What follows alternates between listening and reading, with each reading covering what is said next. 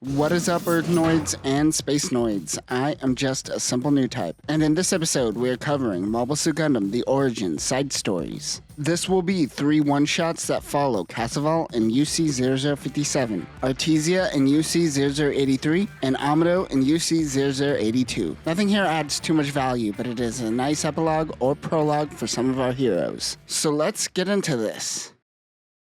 UC-0057. A car bomb goes off in front of the public security headquarters. Later, Federation investigators raid the Musno school with a mob of soldiers and men in suits. Degwin was a part of Musno's national diet and helped establish defense forces, but apparently he was also dean of the academy as well. Teaching political philosophy on the side while establishing a new party, I guess? Younger Degwin was busy. The investigator wants to look around the campus. He wants to know the location of Zeon as well, as he believes he may be hiding somewhere on this campus. They're trying to get Daikun on charges of committing conspiracy. Out in the streets, the Federation is buckling down on all the protesting. A young Dozelzabi and his gang of school friends come to join in the rioting. A younger Kycelia watches Dozel fight police. She suggests that he stop doing it as there are police all over the campus currently. The investigators want to look at the clock tower. Degwin mentions that it is a big target for people harboring anti-Federation sentiment, so it is always vandalized. Because of this, access to the top is unreachable. The investigators are adamant about seeing inside. Outside, a young girl sneaks onto the school campus, while Federation soldiers give some kids a hard time. She climbs up the top of the clock tower to find Zeon and Estrella. Estrella is pregnant and due any moment now. We learn that the little girl is a young Crowley Hammond. She says that Mr. Ramba Rao taught her about where babies come from. How old is she? It doesn't matter. This very young girl is into a young adult Ramba Rao. Gross. But she kept her promise, I guess. She said, I am going to hit that one day. She was chosen because she was small enough to sneak up to the tower, as weird as this explanation is. She informs them that the police are snooping around. As the investigators try to find a way up to the top of the clock tower, Estrella begins having contractions. The investigators can't make it up as they are too big, and only a kid could fit. As they investigate, outside are Giran and Sasuro Zabi, waiting to kill the men if they find Zeon or arrest their father. In the sewers is Ramba Rao waiting to make his move. It looks like the investigators are giving up on the clock tower when Kycelia comes to visit Degwin. The investigator remembers that his men said that only a kid could fit up in the clock tower. Before the investigator can put it together in his head, Degwin pulls out a gun and shoots him. He grabs Kycelia and pretends that there is a sniper somewhere close. Crowley, Estrella, and Zeon can hear something going on outside, but they can't worry about that because a baby is coming. Zeon holds Estrella's hand while Crowley helps deliver the child. Zeon calms her down by saying that their child will bring in a new era for Spacenoids. He relates this moment to Jesus Christ. Jesus Christ. I hope Char never heard this story. He doesn't need his ego inflated more than it already is. Outside of the clock tower, Giran tells Sasuro that he didn't think that his father had it in him. They set the atmospheric setting to rain, covering up the incident. Sasuro looks up and says that the clock tower has stopped. Giran says it was just his imagination. Universal Century 57, Casseval Rem Daikun, the man that will be known as Char Ass Nipples, is born. UC-0083, Kaishiden is getting a flight to the Burley House, which is a giant estate. This is a real estate owned by the Cecil family and named after Lord Burley, chief advisor to Queen Elizabeth I.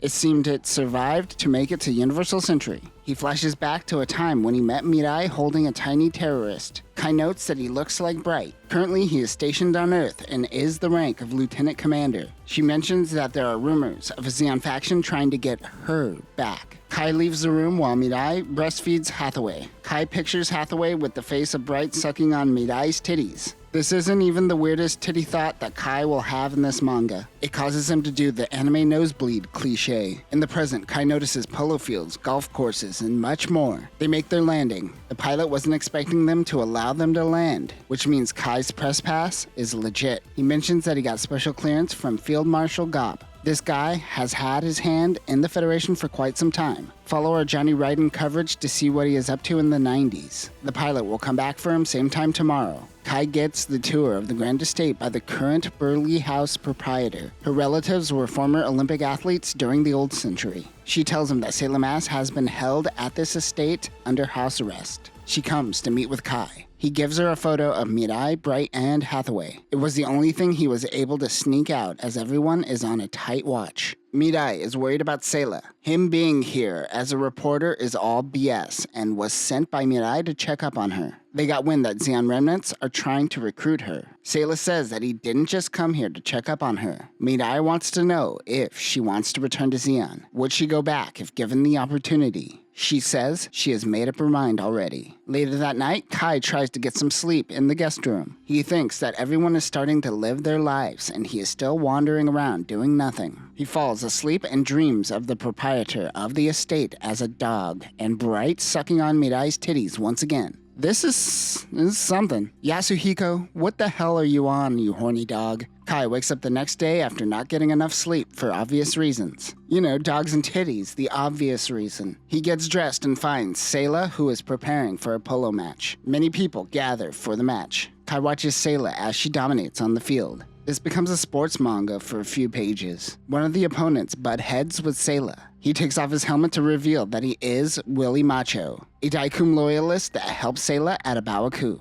As she is highly guarded, this was the best way to talk to her. He wants her to return to Zeon. His Zeon remnant group is called the Donovan Platoon to carry out the will of Lieutenant Donovan. He says that they can create a Zeon not tainted by the Zabi name. She apologizes to him as she can't go with him right now. The Brighton estate proprietor reveals that she is actually a man and working for MI6. They knew Zeon remnants would make the appearance at this event. Willie Macho's polo mallet is actually a gun. They take Artesia as a prisoner. Out of the waters appears a gem with shoulder pods, which I think was an MSD GUNPLA variant that was being sold at the time, but I'm not sure. The real proprietor of the Burley estate comes over and yells at the agents, as they were supposed to handle this in a non-violent manner on the property. While fake Burley and the real Burley argue, Kai notices a sniper on the roof. He grabs a mallet and a ball and whacks it, taking out the sniper. The real Burley goes on a rant about surviving fascism during the old times, and how the great Burley estate has watched war over time, and she is witnessing people trying to sow the seeds for war once again. She is right, but she is lecturing everyone and no one seems to be listening. She says, let's ignore all this and let's go back to playing polo.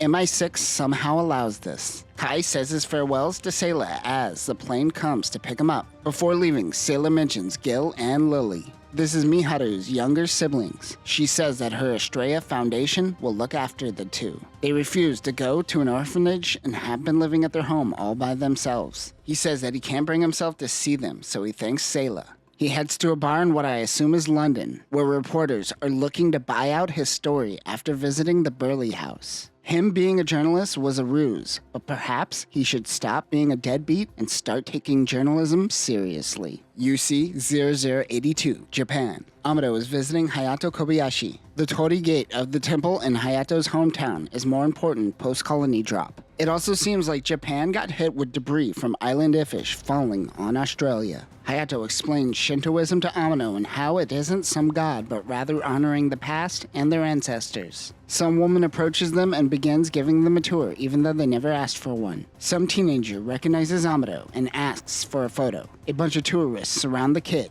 These are clearly plainclothes Federation soldiers intimidating the kid to get him the hell out of there. Amuro's security doesn't mess around. The tour guide takes note that the people are watching him. This woman is a part of a Zeon remnant group that was formerly under Makuve and Uragang, his second in command. They call themselves the Uragang Company and they want revenge for their commanders. Remember, Uragang didn't die in the origin version. Amuro and Hayato meet up with Frau Bo and the kids. Frau cries as she thought she would never be able to see Amuro again. After they all pray at the temple, Hayato takes Amuro for a sidebar. He tells Amuro that he is marrying Frau and how the kids call him father. He begs Amuro, now that he is back, to not take Frau and the kids away from him. This is a terrible moment and I always hated it. Hayato got the girl, created a family, and helped start a revolution. His actions showed that he manned up and took responsibility. And you could argue that he took more responsibility than even Amuro. He doesn't need to prove himself in any way. So this moment always feels like a character assassination in many ways. He is also doing dogeza, which is when you kiss the ground and bow, usually reserved for when someone really messes up. This moment doesn't seem to require this. While this conversation is going on, two people are watching.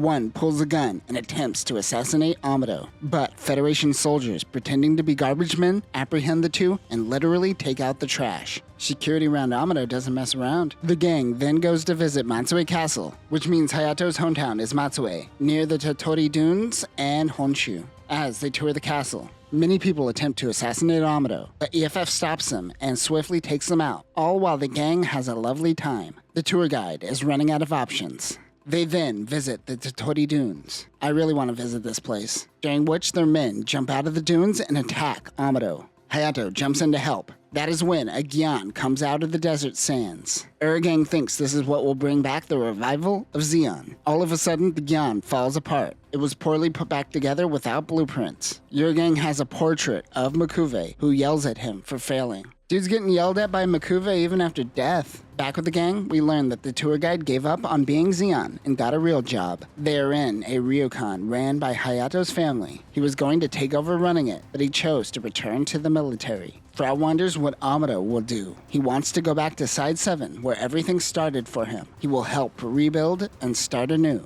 Aw, that's nice. Too bad that never happens.